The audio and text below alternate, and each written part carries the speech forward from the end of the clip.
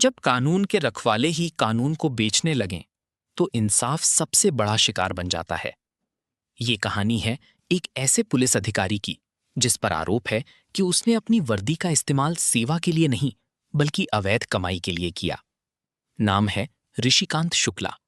एक ऐसा नाम जो कभी कानून व्यवस्था का हिस्सा था, लेकिन अब कथित तौर पर भ्रष्टाचार की कहानियों में चर्चा में है। बताया जाता है कि ऋषिकांत शुक्ला ने 1998 में दरोगा के रूप में अपनी नौकरी शुरू की। 2006 तक वो इसी पद पर रहे और फिर प्रमोशन पाकर इंस्पेक्टर बने। इसके बाद उनका सफर डीएसपी तक पहुंचा। लेकिन इन पदों पर रहते हुए उन पर गंभीर आरोप लगे, घूसखोरी, ब्लैकमेलिंग और अवैध वसूली के।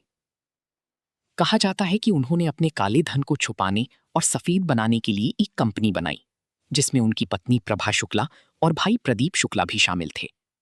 इस कंपनी के जरिए कथित तौर पर अवैध कमाई को वैध दिखाने का काम किया जाता था। इस कहानी का एक और अहम किरदार है अखिलेश दुबे, जो पेशे से वकील बताए जाते हैं। आरोप है कि उन्होंने कोर्ट में केस लड़ने के बजाय फोन पर डील करने का रास्ता चुना। ऋषिकांत शुक्ला और अखिलेश दुबे मिलकर एक ऐसा नेटवर्क चलाते थे जिसमें अमीर और प्रभावशाली लोगों को निशाना बनाया जाता था। मोडस ऑपरेंडी चौंकाने वाला बताया जाता है।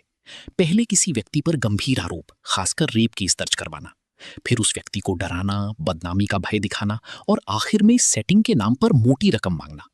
कहा जाता है कि एक एक मामले में करोड़ों रुपए तक की डील होती थी।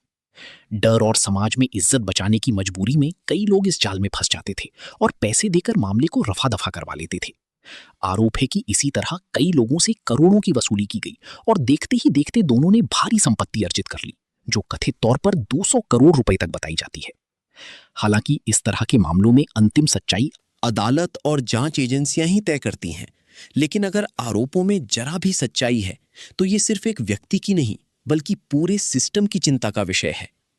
ये कहानी एक बड़ा सवाल छोड़ती है। जब कानून के रखवाली ही आरोपों के घेरे में हो, तो आम आदमी इंसाफ के लिए किस पर भरोसा करे?